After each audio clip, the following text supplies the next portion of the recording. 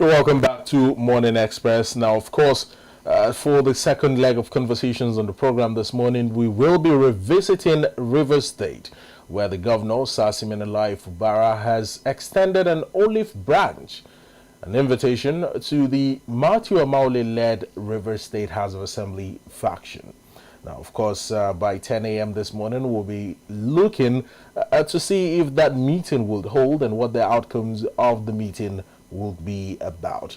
Of course, joining us at this moment is a public affairs analyst, Mr. Moses Idika, in the studio. Hello and a very good morning to you, Mr. Moses. Good morning. Wonderful to have you join us here in the studio today. Thank you very much. My pleasure. Well, Mr. Moses, let's get straight into it. When you saw that invitation from Governor Sasimenalai Fubara, what was your thoughts? Yeah, last time I said something that Rivers State is bigger than any individual or a certain group of people. And in line with the Supreme Court ruling, that was just expected because either way, Rivers State must go on, governance must go on, democracy must go on in Rivers State. And it is nobody's father's house. Neither the governor nor the members of the House of Assembly could claim ownership of the state. To say they are all owners of Rivers State. They are all stakeholders in Rivers State. And of course, a democracy without a parliament is hardly a democracy. So I think it's a welcome development, and I hope that they can then begin to build peace, begin to build consensus as people who have equal stake in the future of Rivers State. I like emphasis on peace. The governor has been leaning towards that as a narrative, saying that he's always chosen a peaceful disposition towards the issues that are affecting Rivers. But this cannot be said for some militant groups and some Rivers indigents who are threatening fire and brimstone over the suspension of allocation from the federal government to Rivers State. I don't know if this is a position of the state away from the arms of government and their decision on the matter. Well, they are not state actors, and it's understandable. We know before Yaradua came and brought the amnesty program in the Niger Delta, we know what was happening. Oil production output shrank, and because of the activities of those people. And mainly, then they were agitating for environmental reparation and all that. Today, it is political stability of Rivers State, and you cannot take it away that nature abhors vacuum. When you create avenue for certain forces to spring up, definitely they will spring up. But I hope that in creating an enabling environment for peaceful coexistence of political parties and actors in Rivers State, they will not create a situation that will take us back to those days. So I believe and pray that today's meeting, of course, is going to be first in a series of meetings that will come on. There are going to be meetings after the House of Assembly members. You recall that before now, several commissioners resigned from government of Safubara who were, in support of the FCT minister's camp. We are not pretending about it. The crisis in the state is rooted in the division caused by the FCT minister's camp and that of the governor. Yeah. And that's what happens in politics. Before Fubara emerged, there was no Fubara's camp, but now certain individuals who perhaps feel that with Fubara in charge, in quotes, then it might benefit them the more.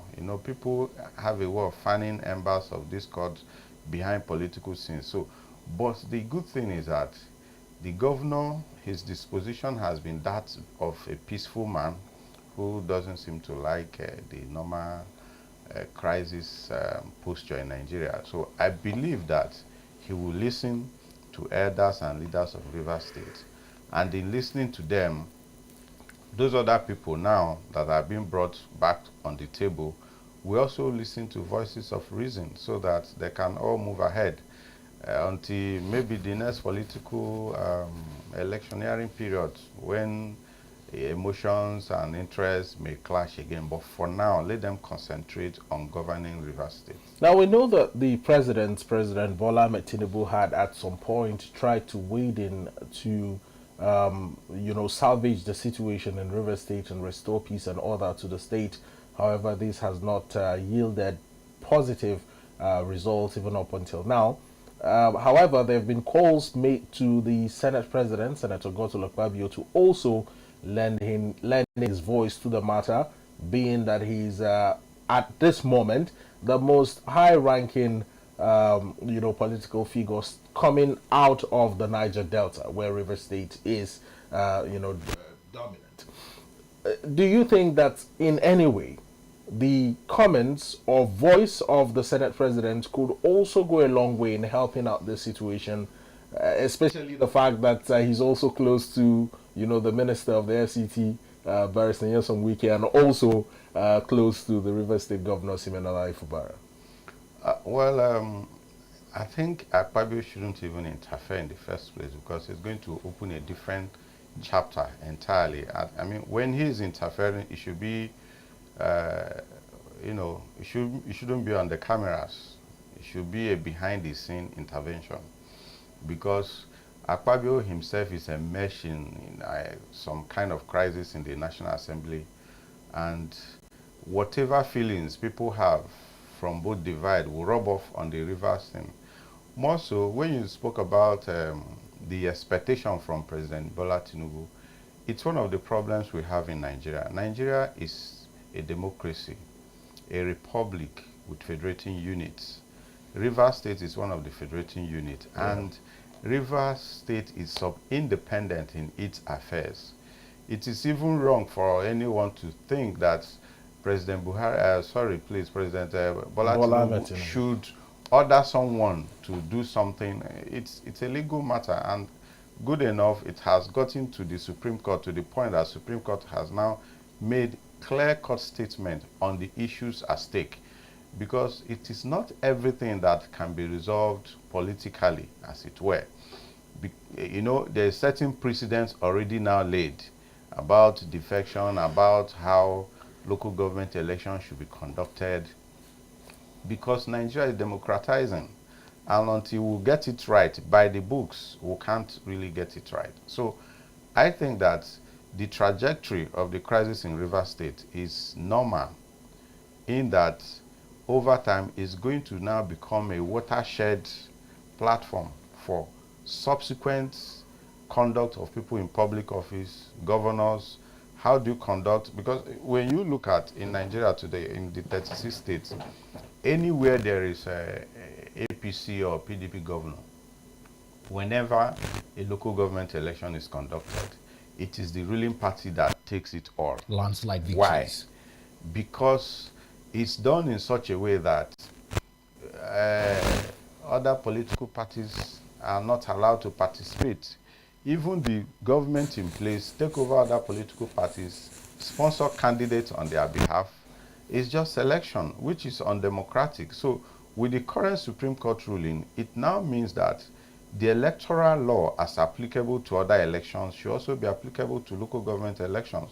So states that will now want to conduct local government election, they will be guided, knowing full well that should they not go by the books, it will boomerang. So I didn't expect President Tinubu to intervene in that manner that people were expecting, that he should either order his minister to sit down or do this, or order a state governor who was elected by his people, who has his powers enshrined and clear-cut in the Constitution to do certain things. So it is all coming on to the fact that no one is bigger than the law, not even the governor of Rivers State. And that is why, personally, I'm happy that he has called for truce. And by the end of today's meeting, we'll know exactly how far they will go and what step they are going to take next. Let's look at the agendas for the meeting in a bit. Now, on the agendas of the meeting, I know your hopes and the hopes of Nigerians is that peace will be resolved. Top of that agenda and the letter that was conveyed through Tami Dagogo is to look for a suitable venue for the assembly sitting. We all know what ensued in the demolition of the former assembly complex, the accusations and counter-assertions that it was the doing of some persons loyal to the governor, and where it has resulted in the assembly not having a dignifiable venue in which to hold its proceedings. What do you make of this point number one on the agenda? In politics, you don't say anything you see on paper in politics is treated. It's not exactly what went behind. Yeah. We all know that. We know that the problem of Rivers State House of Assembly is not the venue of where they can sit. If you take the mace, you can sit anywhere if every member agrees that let us sit here. Even the National Assembly may sit outside the chamber of the Senate or the House, provided the parameters of sitting, quorum, the mace, and everyone agree. So that is the way it is. Now, what they have done, that's number one, that agenda, it's a small screen. We know very well that they have to sit down. Remember, this is the first time they will be sitting down together since the crisis started. Yeah. As elected members of Rivers State House of Assembly for over 1 year, they have not stepped their foot on Rivers State Government House. We shouldn't be. Neither did they step their foot really on the Hallowed Chamber of the Rivers State House of Assembly. Which is the makeshift venue as provided by the government. Yeah, so it is just the first step, in my opinion, the first step towards series of meetings, series of avenues through which they could resolve the crisis in the state. It's just strictly crisis of interest. Now, of course, there have been talks or speculations of a possible impeachment move by the Matthew Amaule-led Rivers State House of Assembly on Governor Fubara, which has sparked concerns and which has also sparked this recent declaration by a certain unknown militant group, citing that if an attempt is made on the position of the governor in the state, there will be crisis, there will be an uprising in the state, which might also, from many concerns, spill over into other states across the Niger Delta region. How do we address this issue and stop this from happening? Because it appears that Barrister Nyesom Wike and his people from the other divide of the PDP are hell-bent on taking Fubara out. I think they are rather hell-bent on getting Fubara to work with them, not necessarily impeaching. Impeachment is a scarecrow that the lawmakers used to whip the executive into line when tensions rise, when interests diverge. So, and they know, they're also in Rivers State, they know that very well that if impeachment should crop up on the House, on the floor of Rivers State House of Assembly, Yeah. I cannot guarantee that that can successfully pull through. Why so? Because, Rivers State does not belong to those people, neither does it belong to Fubara. And I believe But they have been empowered by the law that if they agree to a certain level, a certain number of lawmakers agreeing to vote against the governor for him to be impeached, it will pull through. Going by the Constitution of the Federal Republic of Nigeria, impeachment is not that easy of a governor or a president. But we have seen it happen. We've seen We have seen governors impeached in the country. Yeah, we've seen that happen. Of course, people always have a way of trying to manipulate it. But I think that for there to be peace in Rivers State, impeachment should not even feature on their table right now. Impeachment shouldn't by any point feature in, because if it does, no one can guarantee the next step. That's my thinking. Now, agenda number 2, which might be some good step towards remediating the situation, is a settlement of all outstanding allowances and payments that are due the honorable members, 27 of them. Do you think this would be more like a peace offering? I think that should even be the first thing, that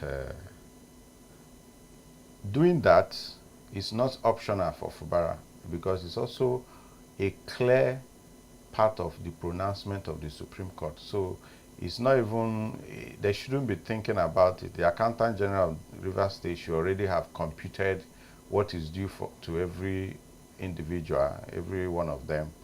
If maybe what they should be thinking of is, can we pay lump sum or can we kind of pay in installments? So paying that is not negotiable, because having been reinstated by the Supreme Court, all benefits due to them should be paid, because they are also representing constituencies of Rivers State, and those constituents and constituencies have certain demands and expectations from their representatives. So I believe that that is in order. I also believe that it shouldn't even feature as an agenda in the meeting, because it's already given that that has to do.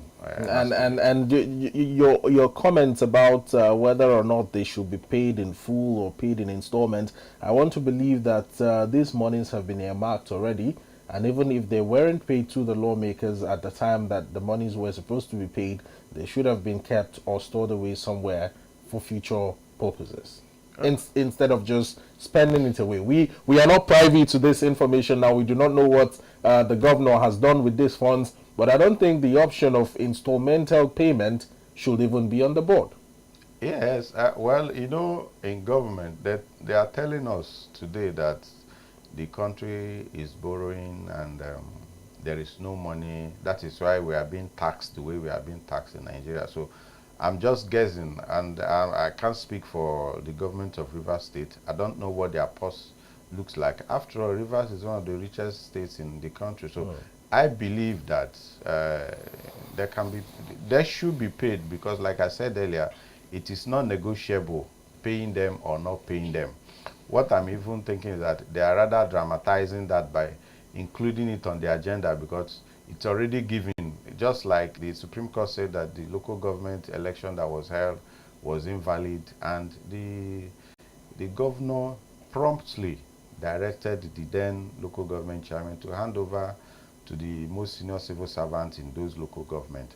That is the way I think that payment of their emoluments and salaries should have been handled. So whether they have money or not shouldn't even be the issue. I know you keep referring to the use of smokescreen and the agendas as put in the full glare of the media and the public, but one of the agendas that you've made mention to in terms of the status of River State as being one of the wealthiest, which was part of the boast made by the governor when allocations from the federal government were suspended, is now hinged on a representation of the 2025 appropriation bill to the House of Assembly. For me, I think this is the biggest issue in River State. Give or take the wealthy status of the state in terms of legitimizing spendings of governments in a calendar year. How important is this conversation? It's very important because he cannot go on in illegality as it is now. Because if the Supreme Court has said that whatever happened with those three lawmakers was invalid, then it is invalid. And it's even an opportunity, this is March, it's even an opportunity to tinker with the budget, maybe because there are always unexpected circumstances that could arise in such things. So I think that as a functional state, the department, the Ministry of Finance, Budgets, Planning, and the rest, that they should already have got the document ready for representation. But I believe that after today's meeting, they will come up with a modus operandi going forward. So doing that, it's in line with the court ruling. And I think that is the right thing to be done. Do you think it will be done today, however? Because people are talking about also finding a piecemeal approach where the governor on one hand is happy and the 27 lawmakers on the other hand are appeased as well. You know, one thing about budgeting in Nigeria is that, like, if you recall, during Buhari's time, National Assembly was pilloried for delaying the budget up to March, up to April, and the rest of it. They said that the only way forward was to pass the budget in the preceding year, so that by January 1st, the military thinking that then, you recall that then the head of state would just mount the rostrum and read out lengthy budget speech. Yeah. So Nigerians were always thinking along that line. But that is not the way the budget system or the budgeting system is planned. You find out that even in America, where they say there's going to be a shutdown, there's never a shutdown, because the windows are always there for government to pay salaries, for people working for government in capital projects to draw monies and go ahead with what they are doing. So the fact that Fubara has to represent the 2025 budget does not stop the machine of the state from moving on. And in any case, the 2024 budget that was also enmeshed in this kind of crisis, which led to the withdrawal of the suit earlier filed, has come and gone. So law, we understand, does not go backwards. So whatever has been spent in January, February, and first week of March, you can't reverse those. Yes. But going forward, you can do that. So I think it's an opportunity. It's more like a supplementary budget now for Rivers State. So I believe that he should do that ASAP. But I also know that in terms of funding, being that the funds had already been disbursed before this court ruling by the Supreme Court. Well, if the funds have, because they're budgeted for a whole year. Yeah.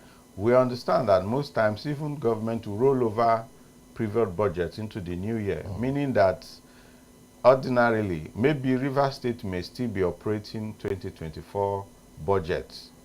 When you look at this government things, sometimes they tell you, oh, we are still operating the previous budget, we have not assessed the current budget. So don't think that aside from salaries and emoluments, the jobs that were awarded on the assumption of office of Fubara, they are all still ongoing. So I don't think they have lost anything, and they will not lose anything. What they have to do is just to recalibrate the budget, and then everybody is fine.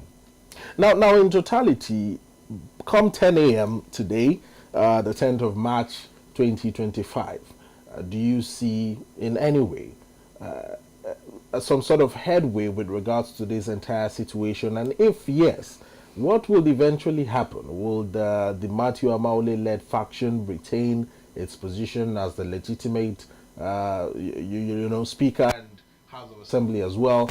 And will Governor Fubara's seat be eventually saved from these possible talks of impeachment, which you have refuted though, but I still bear in mind that the talks are still there?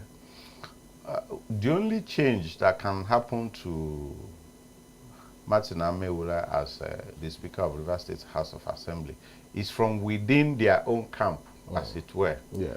Because he has been steadfast in leading the charge as the Speaker. And there is no time. I don't think you don't change your best 11 just because you feel you are comfortable. So yes. I don't see them. I don't see any changes coming in immediately, because the governor is not in the position to negotiate now. Because imagine 27 lawmakers against 3. So the thing is, they should just find a middle ground. Yes, you are the Speaker, you are the governor. The Constitution already cut out their duties. As a matter of fact, it's going to be to the benefit of Rivers State, because you find out that a lot of people believe that why states, even at the federal level, is because they seem to want to work too closely, because the lawmakers are there to checkmate the executive. Yes. But in Nigeria, we want it to be like, we don't have to checkmate you, let us just have agreement. If you recall, when Saraki and Dogara were the leaders of the National Assembly, there was some semblance of accountability on the part of the federal government, because a lot of money bills were actually scrutinized, because they could look the president in the face and say, could you please explain here? Unlike when Ahmed Lawan, and now that Ahmed Lawan told us then that whatever Mr. President then brings goes through. And that was why at some point the Ninth Senate was dubbed the Rubber Stamp Senate. Yes, it was a rubber stamp Senate. Unfortunately, the 10th Senate is also following the same trajectory. So what is happening in Rivers State is going to help the people of Rivers State, because the lawmakers can actually speak to the governor based on the powers given to them by the constitution, because at the end of the day, some of these things get done. But when you don't bring it to, it's part of accountability in governance that we want to spend money on A and B, and this is the threshold of the amount we will spend, and this is within so time and this time. So that creates, it has a way of even carrying the people along. But the parliament that the governor brings something to, most state parliaments in Nigeria, they just wake up any morning they like, and you hear that some laws have been passed, some motions have been passed, the governor brought it. So that is not the way to go. So what is happening in Rivers State today is in the interest of the people of Rivers State and Nigerians at large, because other states will also look at it that you can actually stand up to the governor for him to do the right thing. Like I said earlier, this issue of local government election, the fact that the Supreme Court has now made a pronouncement on the conduct of local government elections has changed everything about local government elections in Nigeria going forward. So it is a good thing for the system. Now let's talk about the man in the FCT, the minister, Barrister Nyesom Wike. We cannot take him entirely out of the equation or out of the picture of what is happening in Rivers State. In your opinion, this issue of godfatherism that has fueled the crisis in the state, where the minister has actively accused the governor of, stepping back or relegating him to the background after using his resources and his influence to assume office as governor. How do we salvage the situation, considering the fact that the minister himself, while he was governor, had also done something similar to what the governor is doing now to his then principal and predecessor? Well, I think the advantage Barrister Wike has is that he seems to understand the system better than some other of his colleagues, in that when you go with the law is blind to offices and to individuals. Yeah. Whereas in some other places, people don't have that patience, because he has actually been patient himself. He could have been worn out after a few days or a few months, and like people will say, why not face your new job? But he's somehow becoming a hero in the whole thing, in that, one, this threshold of conduct of local government election is now to his credit, and every other state is going to take from it. Again, when you look at the way he operates, I have my personal opinion about the way he operates. Yeah. In that, I would have loved someone who to stay behind and get some things done. The idea, yes, he was a governor of Rivers State. He seemed to have had good relationship with every other person apart from his predecessor, Rotimi Amechi. Then his predecessor too, because they seem to have the same temperament. That is why I think it got to that level. But this one, the temperament of Wike and the temperament of Governor Fubara are entirely different. Yes. So that way, one keeps quiet, still pushes, the other one goes on. So I think that Wike can now rest, having achieved what he intended to achieve. He wanted to achieve that relevance of his political influence and team in Rivers State, because he feels that it's too soon for him to just fizzle out. He's someone who likes the limelight. Yeah. It is obvious. Even away from liking the limelight, yeah. I like the fact that you've talked about the political structure and relevance. Many are looking at 2027, and people continue to assert the influence of Rivers in the outcome of President Bola Ahmed Tinubu. In going forward towards the 2027 elections, do you think that whoever become local government chairman and councillors also would play some of the political mathematics that would serve in the emergence of certain positions in the election? Well, my thinking is that even the president already sets the ball rolling.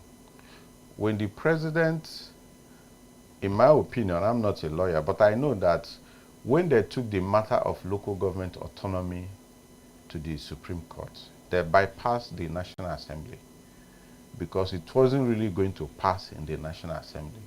Governors still have the ace. They talk to most of the lawmakers. We've seen it happen before. All the constitutional amendments about state autonomy, financial autonomy, even for state houses of assembly, were even bungled by members of the state houses of assembly who even voted against their own autonomy. So, but when President Tinubu came to the court, the Supreme Court, to get the pronouncement on allowing local government to be government, just like the Constitution has said, you now find out that there is now a direct link somehow between the presidency and the local government, because they do not have immunity. They can be taken to court. ICPC and EFCC are there to also keep a watchful eye over them. So yes, by 2027, I strongly believe that local government, by then, local government chairmen or management of local can actually play a role that may not necessarily be the role their governors would have wanted them to play. So all this coming together, well, it's part of a bigger political mathematics. Yes. So I think that what they have achieved in Rivers State today further affirms the earlier decision of the Supreme Court to give full autonomy to local government. Because what it now means that by going by the rule, opposition political parties can then field candidates in local government elections. And if they go by the law, then chances are opposition political parties can win seats. Interesting. Well, interesting postulations from Mr. Moses Idika here as he comments on River States and matter arising. We're keeping with time, and come 10 a.m., some of the projections and assertions by the public as to how the matter would unfold are keen-eyed on finding out how these issues would be resolved. Now, in keeping with another issue that emanated from a book launch, the World Igbo Youth Council has fixed March 17, 2025 as a proposed date for protest over comments made by the former military head, General Ibrahim Badamasi Babangida, retired. It was asserted before now that the 1996 coup was an Igbo coup. But in the book, IBB has said it was not an Igbo coup. This was also stemming from the comments made by the then Major Kaduna when he said we were five in a infamous interview. In light of this, they are demanding compensation. They have demanded compensation going to the tune of 10 trillion naira.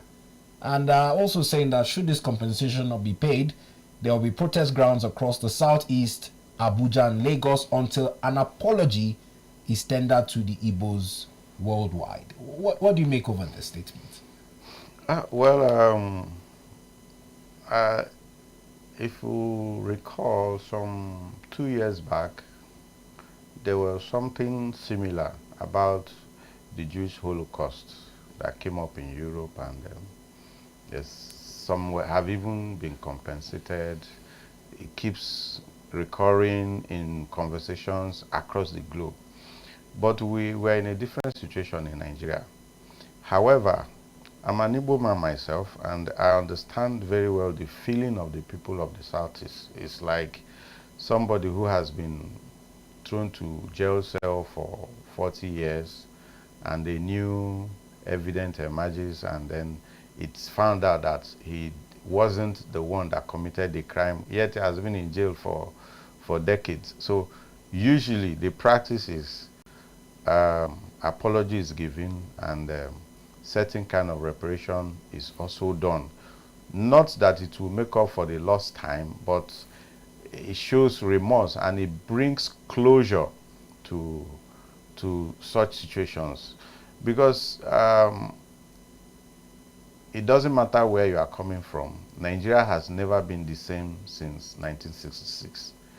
And the biggest problem we have in Nigeria is that the suspicion, the mutual suspicion amongst the peoples that make up Nigeria, the Igbos, you know, if you go to the market, for example, and amongst people, artisans, traders, when somebody tells you, don't use Igbo sense for me, something like that, you begin you begin to wonder, what does that mean?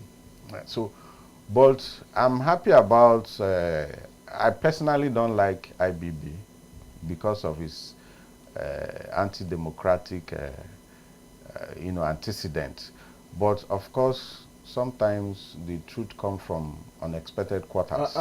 Anti-democratic antecedents that he has tried to pin on the Abacha family in his new book? But you recall that during those times, do you know how many times the transition program was shifted from here to here? So I believe that he earned him the name of Maradona. He was never really ready. But being a military man, and we know that military government are said to be interregnums, aberration, you find out that it's like reinventing the wheel all the time until it was obvious it wasn't going to, the lie wasn't going to stand again. But then his latest book, Fine, I believe that it should now create an avenue where Nigerians can come together as a people with common destiny to find closure to what happened in between 1960s and 1970, and then make progress, move forward from there. Because really, Nigeria is never going to make progress if we are under the circumstances we find ourselves. This mutual suspicion, like today, under President Bola Tinubu, some people are already feeling it is Yoruba government. Under Buhari, some people said it was Hausa Fulani government. Some people even said it was even more Fulani government. When I listened to El-Rufai on Arise TV last time, El-Rufai was even saying that it is Lagos boys government and not even the Southwest government. So when we begin to see our country from that prism of ethnicity, religion, we are not going to make progress. So what the Youth Council, the Igbo Youth Council are saying, well, I believe is that they just started a kind of conversation that can be moderated to the point that we can have a common ground and then begin to disabuse the mind of young Nigerians, younger ones, people who are going to come after us that, well, we have to. It's done in Rwanda. Then there used to be Tutsis and Hutus. Yeah. But if you see anybody from that country, the person tells you that he's a Rwandese. They no longer identify as Tutsi and Hutu. You understand? So they are trying to build that consensus of people of the same country with common future. So I think that the book is one of those that is epochal in that it has created an avenue for us to talk about things we have been shying away from. When Chino Achebe's last book, There Was a Country, he clearly mentioned it that it is his own contribution, that he believes that the conversation should start from the beer parlor to until he gets, somehow the book has turned out to be prophetic because it has now taken national coloration where people who previously would not talk about it publicly are now talking about it. So I think it's an opportunity for Nigeria to redeem itself going forward. Now, Mr. Moses, let's talk about one very pertinent issue in this entire picture. Igbo presidency. This has been almost impossible since the 1966 coup, which tainted the Igbo people in a very bad light, especially in Nigeria's military and political space. And up until today, the Igbo people of Nigeria continue to grapple with this stereotype. Yeah, personally, as an Igbo man and someone who have gone around the country, and I find out that ordinarily in Nigeria we have just two ethnic groups, the ruling elite and the rest of us. And away from the three ethnic group notion. We just have two, because when you look around this area where this studio is located, you find out that there seem to be, it's like one community. They know one another. And if this neighbor is driving into this neighbor, nobody asks certain questions. So the idea of Igbo presidency, I know that eventually it's going to come. But why will it come and when will it come? It will come when first the Igbos themselves have got their acts together. And then when Nigeria has become a country of all Nigerians, where anyone and everyone can dream for to be certain things. Of course, when you look at the 2023 general elections, the idea of an Igbo man didn't really arise. Obi was widely accepted across the country. Yeah. It was similar to what happened in 1993 with MK Abiola, because that was when people started talking about Muslim ticket. But across the country, people didn't even look at that. People voted like Babangida in his book published the results. You find out MK Abiola overwhelmingly won and also lost in some places. Like he lost in then Abia State. He lost in Abia State, a Christian state, because Ogbonnayano was with the Tofas. But he also won in other states like Anambra that was also Christian. So the same thing in the north. So when the system works, the system becomes blind to ethnicity and to religion. Your ATM, when you put in the right pin, it doesn't care. When you password your tab or your laptop, you find out that it doesn't matter if it is Russian or Igbo name or Hausa that you use, provided the right password is imputed, it opens. So I believe that anybody, not just the Igbo man, can be president of Nigeria when Nigeria becomes a system that works, when our votes will count, not when people will manipulate based on certain primordial sentiments. Now, in closing, one family seems to be left out of the conversation, and it's the family that would feel most aggrieved following this publication, the MK Abiola family, following the annulment of that election.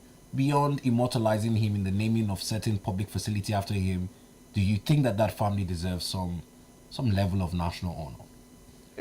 Well, something about MK Abiola, it is not even about MK Abiola's family. It is about MK Abiola as an individual. There are several people from MK Abiola family that didn't even vote for MK Abiola. So we cannot give honor to the entire members of MK Abiola. Of course, he was a man with a very large family. But the thing is that MK Abiola, in a way, was one of those that even in 100 years' time we will talk about as people who work for democracy in Nigeria. And it's already in the books.